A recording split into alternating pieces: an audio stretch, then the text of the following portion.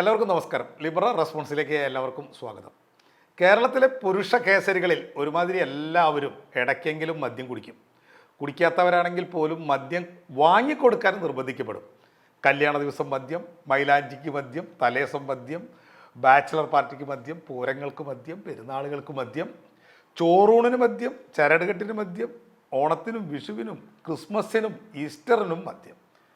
അതുപോലെ ഗൾഫിൽ നിന്ന് വരുന്ന ദിവസം മദ്യം, ഗൾഫിലേക്ക് പോകുന്ന വിഷമത്തിന് മദ്യം, വീടിൻ്റെ തറ ഉറയ്ക്കാൻ മദ്യം, കട്ടള വെച്ചത് വീഴാതിരിക്കാൻ മദ്യം, വാർക്കുന്ന ദിവസം മദ്യം, ഗൃഹപ്രവേശത്തിനും മദ്യം, ഓഫീസിൻ്റെ ഉദ്ഘാടനത്തിന് മദ്യം, പ്രമോഷന് മദ്യം, റിട്ടയർമെൻറ്റിനും മദ്യം, ഊതിക്കുന്ന പോലീസുകാരന് പാരിതോഷികമായി കൊടുക്കേണ്ടതും മദ്യം, ആരെങ്കിലും മരിച്ചാൽ സെൻറ്റിമെൻറ്റ്സിന് മദ്യം, ബിരിയാണി സദ്യക്ക് മുമ്പ് ദഹിക്കാൻ മദ്യം, ചാത്തന് വീത് വയ്ക്കാൻ മദ്യം, മുത്തപ്പന് വീര്യം വരാൻ മദ്യം, തോറ്റം പാടാൻ മദ്യം, വെളിച്ചപ്പെടാൻ മദ്യം, തെയ്യത്തിന് തീയിൽ ചാടാൻ മദ്യം. ഇങ്ങനെ ആഘോഷിച്ച് ഒരു മലയാളിയുടെ ശരീരത്തിൽ 30% മദ്യമാണെന്ന് ഒരു സ്റ്റാൻഡപ്പ് കോമഡിയൻ പറയുന്നത് കേട്ടു. അതിൻ്റെ ഒരു കുഴപ്പം പുള്ളി പറഞ്ഞു, തീയുടെ അടുത്തൂടെ മല്ലുവിനെ വിടരുത്, ചിലപ്പോൾ പൊട്ടിത്തെറിക്കും. ഇത്രയ്ക്കധികം മദ്യം ഉപയോഗിക്കുന്നവർ ഉണ്ടായിട്ടും എന്തുകൊണ്ടാണ് നമ്മുടെ സർക്കാരുകൾ മദ്യവില ഉയർത്താൻ യാതൊരു മടിയും കാണിക്കാത്തത്? നികുതി കൂട്ടി ഇപ്പോൾ 247% മുതൽ 251% വരെ അത്രയ്ക്ക് മദ്യത്തിന് നികുതി ഇവിടെ ഈടാക്കുന്നുണ്ട്. ബിയറിന് ഏകദേശം 112% നികുതി. ഇതിന് പുറമെ സാമൂഹിക സുരക്ഷ മിഷൻ എന്നും പറഞ്ഞ് അതിൻ്റെ സെക്സ് എന്ന് പറഞ്ഞ് ഏകദേശം 20 മുതൽ 40 പൈസ വരെ മദ്യത്തിൻ്റെ പേരിൽ ഈടാക്കുന്നത്. ഇങ്ങനെ കൂട്ടി ഏറ്റവും ചീപ്പ് മദ്യമായ ജവാന് വരെ 650 രൂപയായി കഴിഞ്ഞു. വില എത്രയെങ്കിലും ആയിക്കോട്ടെ, ലേശം മദ്യം വാങ്ങാമെന്ന് നനച്ചാൽ തന്നെ കിലോമീറ്ററുകൾ പോകണം ഒരു ബീവറേജ് ഷോപ്പ് കണ്ടുപിടിക്കാൻ. പ്രധാന പാതകളിൽ നിന്ന് മാറി ഏതെങ്കിലും ചെള്ളമണ്ടയ്ക്ക് കൊണ്ടുവച്ചിട്ടുണ്ടായിരിക്കും ഈ മഹാസ്ഥാപനം. വേശ്യാലയം നടത്തുന്നത് പോലെയാണ് സർക്കാർ അത് പ്രവർത്തിപ്പിക്കുന്നത്. പ്രീമിയം കൗണ്ടർ ഉള്ളിടത്ത് വലിയ കുഴപ്പമില്ല, പോയാൽ മാന്യമായി തിരിച്ചു വരാം. എങ്കിലും അവിടെയും ഭയങ്കര നിയമങ്ങളാണ്, വെറുപ്പിക്കൽ തന്നെ. ഹെൽമെറ്റ് ധരിച്ചുള്ളിൽ കയറാൻ പാടില്ല, ക്യാരി ബാഗ് കൊണ്ടുപോകാൻ പാടില്ല. എന്നാൽ അവരായിട്ട് ഈ സാധനം പൊതിഞ്ഞു തരുമോ? ഒരിക്കലുമില്ല. കാശും തന്ന് വേണമെങ്കിൽ കൊണ്ടുപോയി തെണ്ടിക്കട എന്നാണ് അവരുടെ ഭാവം. ചിലർ 5-6 ബിയർ കുപ്പികൾ ഒരുമിച്ച് വാങ്ങും. അത് ഇട്ട് കൊണ്ടുപോകാൻ ഒരു കാർട്ടൂൺ ചോദിച്ചാൽ 15 രൂപ അടയ്ക്കാൻ പറയും. 250% നികുതി കൊടുക്കുന്ന ഒരു പൗരനെ ഒരു സ്ഥാപനം ട്രീറ്റ് ചെയ്യുന്ന രീതിയാണിത്. ഹൈക്കോടതി പലതവണ പറഞ്ഞ വാക്ക് ഇതാണ്, ട്രീറ്റ് ലൈക്ക് കാറ്റിൽ. കൺസ്യൂമറെ കന്നാലികളെ പോലെ കണക്കാക്കുന്നു. ഇതാണ് പ്രീമിയം കൗണ്ടറിലെ സ്ഥിതിയെങ്കിൽ സാധാ കൗണ്ടറിൽ ഉപഭോക്താക്കളെ പച്ചയ്ക്ക് അപമാനിക്കുകയാണ്. പല ദിവസങ്ങളിലും വെയിലത്തും മഴയത്തും അവർ ക്യൂവിലാണ്. ലോകത്തിൽ ഒരിടത്തും 250% നികുതി കൊടുക്കാൻ വേണ്ടി ഒരു മനുഷ്യനെയും വെയിലത്തോ മഴയത്തോ നിർത്തുന്നത് നമ്മൾ കണ്ടിട്ടില്ല. It happens only in Kerala.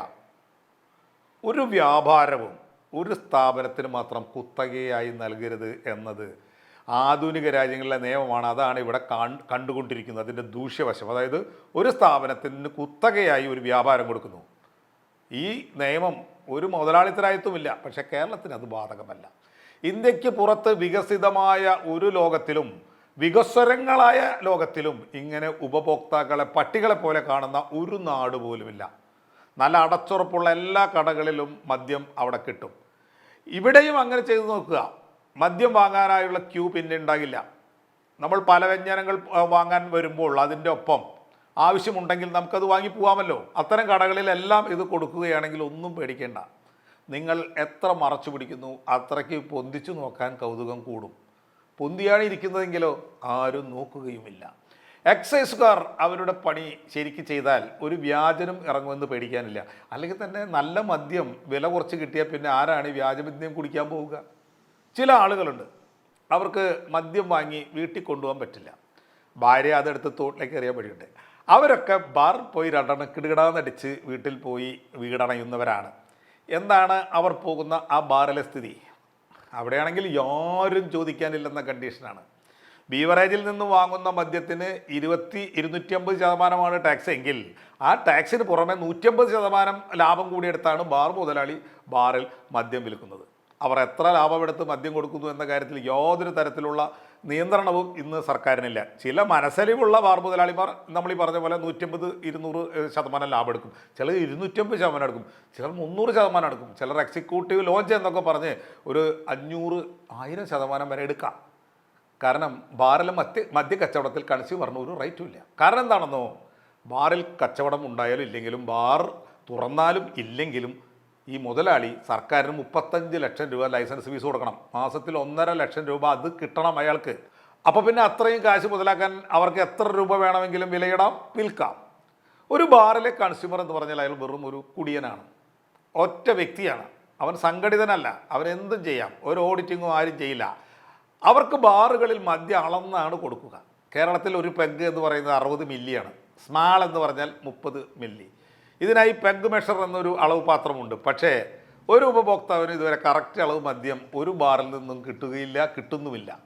60 milli അളന്ന് കൊടുക്കുമ്പോൾ അതിൽ നിന്ന് 10 മില്ലിയെങ്കിലും കക്കാതെ ഒരു ഉപഭോക്താവിനും കൊടുക്കരുത് എന്നുള്ളത് ബാറിലൊരു നിയമമാണ്.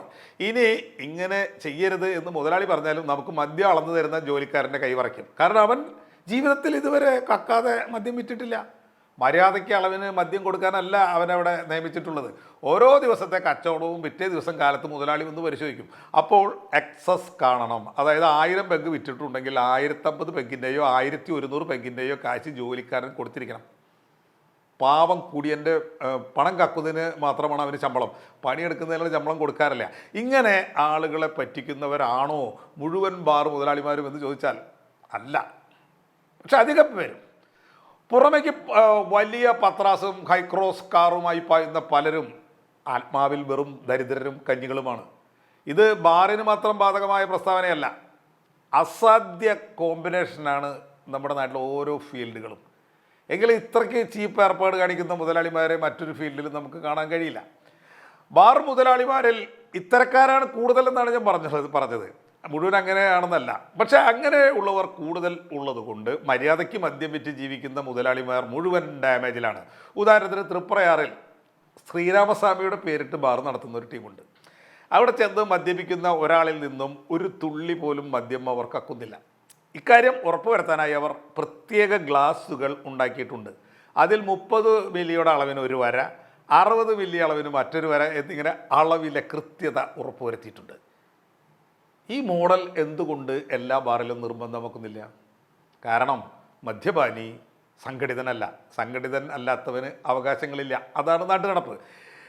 എന്നാൽ ബാറുകാർക്ക് നല്ല സംഘടനയുണ്ട്, അവർ സംഘടിതരാണ്. അവർ ഓരോ ഇലക്ഷൻ വരുമ്പോഴും വിജയസാധ്യതയുള്ള മുന്നണികൾക്ക് കോടികൾ പിരിച്ചു കൊടുക്കുന്നു. ഇതിന് പ്രത്യുപകാരമായി കുടിയന്മാരെ പറ്റിച്ചോളൂ എന്ന നിശബ്ദ പിന്തുണ അവർക്ക് കിട്ടുന്നു. വേറെയും ചില സൗകര്യങ്ങൾ അവർക്ക് കിട്ടുന്നുണ്ട്. ഈ ഒരു സൗകര്യം പറഞ്ഞുതരാം. ചുവന്ന അക്കം കാണുന്ന പല ദിവസങ്ങളിലും ബീവറേജ് അടച്ചിട്ട് കൊടുക്കുന്നു. ആ ദിവസങ്ങളിൽ ബാർ തുറക്കാൻ അനുമതി കൊടുക്കുന്നു. ബീവറേജ് തുറന്നിരിക്കുന്ന ദിവസങ്ങളിൽ 3 ലക്ഷം രൂപ കച്ചവടം ഉള്ളൊരു ബാറിൽ ബീവറേജ് അടച്ചിട്ട ദിവസം 7-8 ലക്ഷം രൂപയുടെ കച്ചവടം നടക്കും. ബീവറേജ് രാത്രി അടച്ചു കഴിഞ്ഞാൽ ബാറും അടയ്ക്കുന്ന ഒരു രീതി പണ്ടുണ്ടായിരുന്നു. പക്ഷേ ഇപ്പോൾ 12 മണി വരെ പ്രവർത്തിക്കാൻ ബാറുകളെ അനുവദിക്കുന്നു. ബാറ് 12 മണി വരെ പ്രവർത്തിച്ചാൽ ഒരു കുഴപ്പവുമില്ല എന്ന് കാണാം. പക്ഷേ നഗരങ്ങളിൽ അത് കൂടുതൽ സമയം 24 മണിക്കൂറും തുറന്നാലും കുഴപ്പമില്ല എന്ന് നമുക്ക് പറയാമെങ്കിലും അത് അവരെ സംബന്ധിച്ചിടത്തോളം ലാഭകരമാകില്ല എന്ന് തന്നെയാണ് നമുക്ക് മനസ്സിലാക്കാൻ കഴിയുന്നത്. ഇവിടെ 2 അനീതികൾ സർക്കാർ ചെയ്യുന്നുണ്ട്. 35 ലക്ഷം എന്ന അന്യായമായ ലൈസൻസ് ഫീസാണ് അവർ ബാർ മുതലാളിമാരുടെ പേരിൽ ചുമത്തിയിട്ടുള്ളത്. ഒരു വർഷം 35 ലക്ഷം ഉണ്ടാക്കുന്നതിന് വേണ്ടി. അപ്പോൾ മുതലാളിമാർ ലാഭത്തിനായി എന്തും ചെയ്യുന്ന ക്രൂരന്മാരായി മാറുന്നത് അതുകൊണ്ടാണ്. പിന്നെ ബീവറേജ് അടച്ചിട്ട് ബാറിലെ അന്യായ റേറ്റിന്, അപ്പോൾ ബീവറേജ് അടച്ചിട്ട ദിവസം ബാറിനല്ലാതെ വേറെ രക്ഷയില്ലല്ലോ, അപ്പോൾ കുടിയന്മാരെ കൊത്തിവലിക്കാൻ ഇട്ടുകൊടുക്കുന്നു. ചുരുക്കി പറഞ്ഞാൽ സർക്കാരിൻ്റെ വക നേരിട്ടുള്ള പറ്റിക്കൽ അഥവാ നികുതി, അതുപോലെ രണ്ടാമത്തെ ബാർ മുതലാളിമാരെ ഇടനിർത്തിയുള്ള പറ്റിക്കൽ അഥവാ കൊടിയ ചൂഷണം, ആരും ചോദിക്കാനില്ല എന്ന അവസ്ഥ. ഇതാണ് കേരളത്തിലെ മധ്യസ്ഥിതി. എന്താ ഇങ്ങനെ വന്നത്? ഈ ലോകത്തെ ഏതെങ്കിലും ഒരു സാധനത്തിന് ഇങ്ങനെ സർക്കാർ നികുതി ഇടുമോ? മുതലാളിമാർ ഇങ്ങനെ ലാഭെടുക്കുമോ?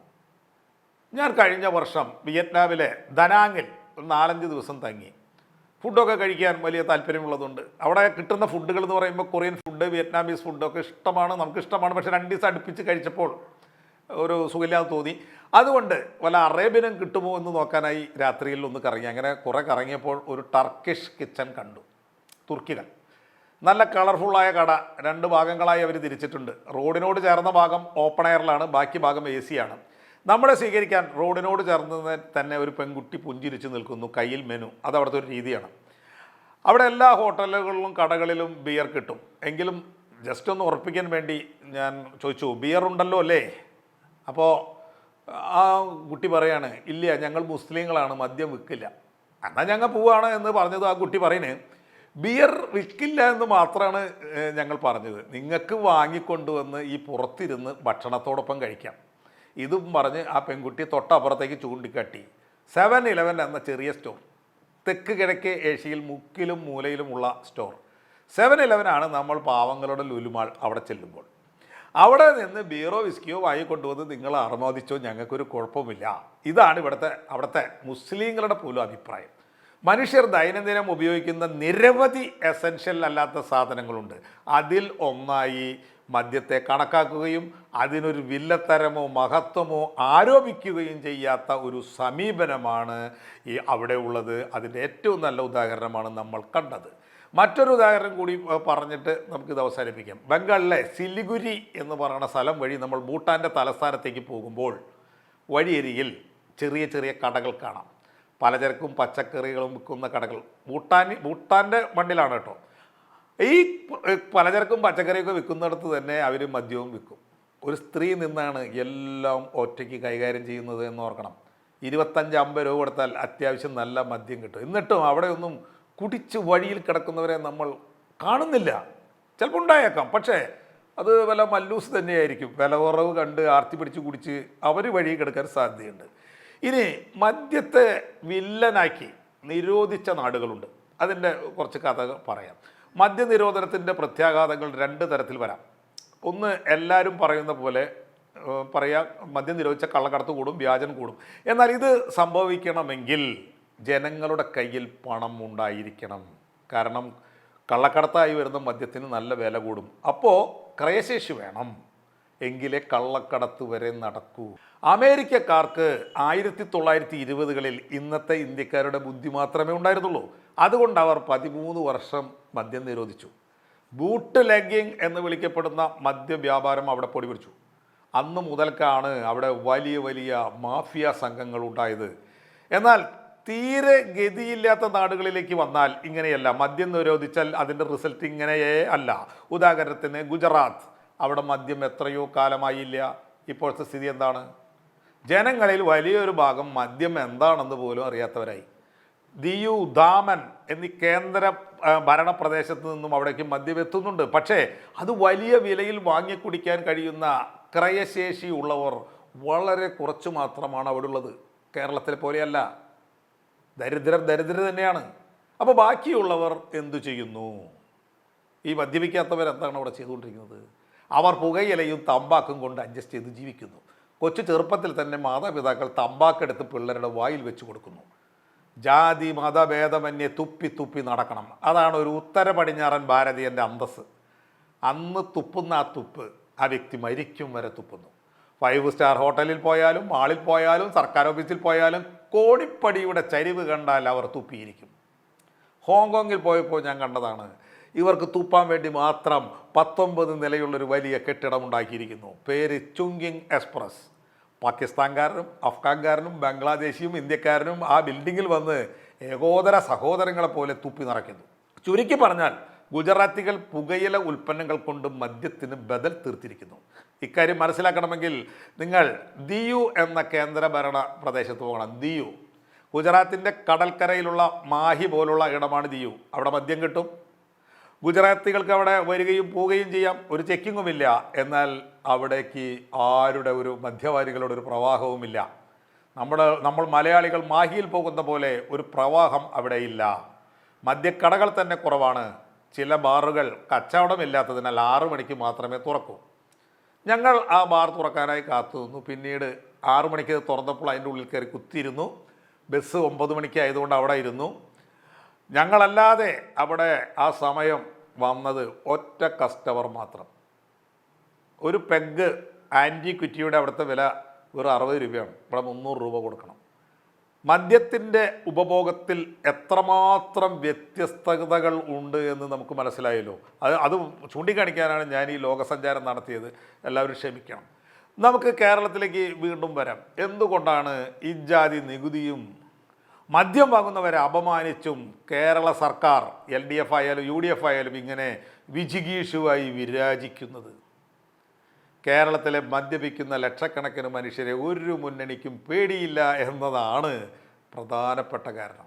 മദ്യവുമായി ബന്ധപ്പെട്ട പ്രശ്നം ഒരു ഭയങ്കരമായ അനീതിയുടെ പ്രശ്നമായി ഉയർത്തിക്കൊണ്ടുവരാൻ ഒരു കൺസ്യൂമർക്കും ഇവിടെ ധൈര്യമില്ല എന്നല്ല പറയേണ്ടത്, നാണക്കേട് കൊണ്ട് പറ്റുന്നില്ല. നോക്കൂ, ഇത്രയ്ക്കും അപകർഷതാബോധത്തോടെ കൺസ്യൂം ചെയ്യുന്ന ഏതെങ്കിലും ഒരു പദാർത്ഥമുണ്ടോ? 10-15% ആളുകൾ ഒഴിച്ച് ബാക്കി എല്ലാ ആളുകളും ഉത്തരവാദിത്വത്തോടെ മദ്യപിക്കുന്ന അതായത് റെസ്പോൺസിബിൾ മദ്യപാനം നടത്തുന്ന ഒരു സംസ്ഥാനമാണ് നമ്മുടേത്.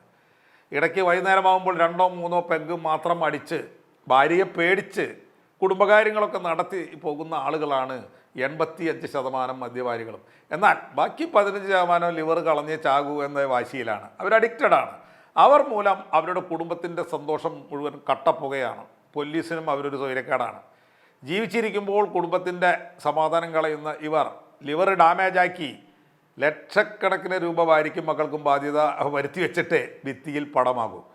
ഇവരുണ്ടാക്കുന്ന ഡാമേജ് മൂലം മറ്റ് ഭൂരിപക്ഷം വരുന്ന മദ്യപാനികൾക്ക് തങ്ങൾ മദ്യപിക്കുന്നു എന്ന് പറയാൻ തന്നെ നമ്മുടെ കേരളത്തിൽ നാണക്കേടാണ്. അപ്പോൾ അങ്ങനെ നാണക്കേടുള്ള ഒരവസ്ഥയിൽ എങ്ങനെ നമ്മൾ ഈ അനീതിക്കെതിരെ പ്രതികരിക്കും? ഈ നാണക്കേടിനെ ഉപയോഗപ്പെടുത്തിയാണ് 250% നികുതി വിവിധ സർക്കാരുകൾ ഇവിടെ അടിച്ചേൽപ്പിച്ചത്. അതായത് മദ്യപിക്കുന്നു എന്ന് പറയാനുള്ള മദ്യപിക്കുന്നവൻ്റെ മടി അല്ലെങ്കിൽ നാണക്കേട്, ആ നാണക്കേട് ഒരു സൗകര്യമാക്കി ഉപയോഗിച്ചാണ് സർക്കാർ മനുഷ്യരെ പറ്റിക്കുന്നത്. ചോദിക്കാനും പറയാനും ആരുമില്ല, ഞങ്ങൾ തോന്നിയത് ചെയ്യും. ഇതാണ് ഇതുവരെ ഉണ്ടായിരുന്ന സർക്കാരുകളുടെ ഒരു ലൈൻ. ഈ ലൈൻ മാറ്റിയെടുക്കാൻ സോഷ്യൽ മീഡിയയുടെ കാലത്ത് വളരെ എളുപ്പമാണ്. നീതിബോധമുള്ള കുറച്ചു പേർ മുൻകൈ എടുത്താൽ മാത്രം മതി. ഈ അനീതിയെ മുൻനിർത്തി സംസ്ഥാനം മുഴുവൻ സോഷ്യൽ മീഡിയ ഗ്രൂപ്പുകൾ ഉണ്ടാക്കുക. എന്തുകൊണ്ടെന്നാൽ ചൂഷണം ചെയ്യപ്പെടുന്നവർ പരസ്പരം അറിയുകയാണ് പ്രഥമവും പ്രധാനവുമായ കാര്യം. ഞാൻ അവനെ പോലെ കൂതറ സാധനം അടിക്കുന്നത് നല്ല സ്റ്റാൻഡേർഡ് ഉള്ളതേ അടിക്കൂ എന്ന് പറയുന്നവരെയും, ഞാൻ പ്രീമിയം കൗണ്ടറിൽ മാത്രം കയറുന്നവരാണ്, അവന്മാരൊക്കെ ലോക്കൽ കൗണ്ടർ ക്യൂ ആണ് എന്ന് പറയുന്നവരെയും, ഞാൻ എൻ്റെ കെൽത്ത് നോക്കി അടിക്കൂ, അവൻ്റെ പോലെ ലിവർ കളയാൻ നടക്കുന്നവനല്ല എന്ന് പറയുന്നവരെയും ഈ സർക്കാർ ചൂഷണം ചെയ്യുന്നവരെ പോലെയാണ്. ഈ കാര്യം എല്ലാവരും അറിഞ്ഞിരിക്കണം. നമ്മളെ മൃഗീയമായി ചൂഷണം ചെയ്യുന്ന മുന്നണികൾക്കാണ് നമ്മൾ വോട്ട് ചെയ്തു വരുന്നത്. തെരഞ്ഞെടുപ്പിൽ ചർച്ച ചെയ്യപ്പെടുന്ന മറ്റു വിഷയങ്ങളെ പോലെ തന്നെ വളരെ പ്രാധാന്യത്തോടെ ചർച്ച ചെയ്യേണ്ട ഒരു വിഷയമാണ് മദ്യത്തിൻ്റെ ഈ കൂടിയ വില എന്ന കാര്യവും നമ്മൾ ഒപ്പം അറിയണം. ഇക്കാര്യം അറിഞ്ഞ് ശക്തരായാൽ പിന്നെ രാഷ്ട്രീയക്കാരനെ ചെവിക്ക് പിടിച്ചു നിർത്താനും പറയുന്ന പോലെ ചെയ്യിക്കാനും എല്ലാ മദ്യാസ്വാദകർക്കും കഴിയും. ഇത് കേരളത്തിൽ സംഭവിപ്പിക്കണം എന്ന് പറഞ്ഞുകൊണ്ട് ഇതിൻ്റെ മറ്റൊരു കാര്യം കൂടി പറയാതെ നമുക്ക് നിർത്തുന്നത് ശരിയല്ലല്ലോ. 1-2 കാര്യങ്ങൾ ആരോഗ്യത്തിന് വേണ്ടി പറയാം. ഒന്ന്, മദ്യം ശരീരത്തിന് യാതൊരു തരത്തിലും ഗുണം ചെയ്യുന്ന ഒരു പദാർത്ഥമല്ല. ആവർത്തിച്ചുള്ള കുറച്ച് നാളത്തെ ഉപയോഗം പോലും അഡിക്ഷൻ ഉണ്ടാക്കും. പിന്നെ എന്തുകൊണ്ടാണ് ആളുകൾ കുടിക്കുന്നത്? നമ്മുടെ തലച്ചോറിൽ റിവാർഡ് സെൻ്ററുണ്ട്, സമ്മാനം കൊടുക്കുന്ന സ്ഥലം. നമ്മളെ ആരെങ്കിലുമൊക്കെ എന്തെങ്കിലും ചെയ്തു കഴിഞ്ഞ കാര്യത്തിന് അഭിനന്ദിക്കുമ്പോൾ നമുക്ക് സന്തോഷം തോന്നുന്നത് ഇങ്ങനൊരു സെൻറ്റർ അവിടെ ഉള്ളത് കൊണ്ടാണ് തലച്ചോറിൽ. മദ്യം രക്തത്തിൽ കലർന്ന് തലച്ചോറിലെത്തുമ്പോൾ ഈ റിവാർഡ് സെൻറ്ററിനെ ഉത്തേജിപ്പിക്കും. അപ്പോൾ കിട്ടുന്ന റിവാർഡാണ് ഡോപ്പമിൻ എന്ന രാസവസ്തു. ഈ രാസവസ്തു കൂടുതൽ ഉൽപ്പാദിപ്പിക്കപ്പെടുമ്പോൾ നമുക്ക് സന്തോഷം, ആവേശം, സംതൃപ്തി ഇതൊക്കെ തോന്നും. അതുപോലെ തന്നെ തലച്ചോറിലെ പ്രധാനപ്പെട്ട ഒരു ന്യൂറോ ട്രാൻസ്മിറ്ററാണ് ഗാബ. മദ്യപിക്കാത്ത അവസ്ഥയിൽ ഇവൻ തലച്ചോറിൻ്റെ പ്രവർത്തനങ്ങളെ ശാന്തമാക്കി സിസ്റ്റമാറ്റിക്കായി കൊണ്ടുപോകും. എന്നാൽ മദ്യം അവിടേക്ക് എത്തുമ്പോൾ അവൻ ഗാബയുടെ പ്രവർത്തനം വർദ്ധിപ്പിക്കുന്നു. ഇതിൻ്റെ ഫലമായി ഉത്കണ്ഠ കുറയുകയും ശരീരം റിലാക്സ്ഡ് ആകുകയും ചെയ്യുന്നു. മദ്യം കഴിക്കുമ്പോൾ തോന്നുന്ന റിലാക്സേഷൻ എന്ന് പറയുന്നത് ഇതിൻ്റെ ഫലമാണ്. മറ്റൊരു പ്രധാനപ്പെട്ട ഇടത്തേക്ക് മദ്യം കടന്നു ചെല്ലുന്നു, തലച്ചോറിനെ ഉണർവോടെ ഇരിക്കാൻ സഹായിക്കുന്ന വസ്തുവായ ഗ്ലൂട്ടാമേറ്റിലേക്ക്. അവിടെ ചെന്ന മദ്യം അതിൻ്റെ പ്രവർത്തനത്തെ തടയുന്നു. ഇത് കാരണം ചിന്തകൾ പതുക്കെയാകുന്നു, സംസാരത്തിൽ വ്യക്തത കുറയുന്നു, പ്രതികരണശേഷി മന്ദഗതിയിലാകുന്നു. മറ്റൊരു പ്രധാനപ്പെട്ട തലച്ചോറിലെ സ്ഥലമാണ് പ്രീ ഫ്രോണ്ടൽ കോർട്ടക്സ്. നമ്മുടെ വിവേകം, നിയന്ത്രണം, സാമൂഹികമായ പെരുമാറ്റം എന്നിവ നിയന്ത്രിക്കുന്നത് ഈ പ്രീ ഫ്രോണ്ടൽ കോർട്ടക്സ് ആണ്. മദ്യം ഈ ഭാഗത്തിൻ്റെ പ്രവർത്തനം മന്ദീഭവിപ്പിക്കും. അതുകൊണ്ടാണ് മദ്യപിച്ച് കഴിഞ്ഞാൽ ആളുകൾക്ക് പേടി കുറയുന്നതും സാധാരണ പറയാത്ത കാര്യങ്ങൾ വിളിച്ചു പറയുന്നതും അമിത ധൈര്യം കാണിക്കുന്നതും. സോ മദ്യപിച്ചാൽ നമ്മളിലുള്ള നമ്മുടെ നിയന്ത്രണം വിട്ടുപോകും. കുടുംബ ബന്ധങ്ങളിൽ വിള്ളൽ വീഴ്ത്തുന്നതിൽ പ്രധാനി മദ്യപാനത്തിന് ശേഷം ഉണ്ടാകുന്ന സംഭാഷണങ്ങളാണെന്ന് തിരിച്ചറിഞ്ഞ് റെസ്പോൺസിബിളായി മദ്യപിക്കുകയും റെസ്പോൺസിബിളായി സംസാരിക്കുകയും ചെയ്യണം എന്ന് അഭ്യർത്ഥിച്ചുകൊണ്ട് നന്ദി, നമസ്കാരം. അടുത്ത ലിബറൽ റെസ്പോൺസിൽ വീണ്ടും കാണാം.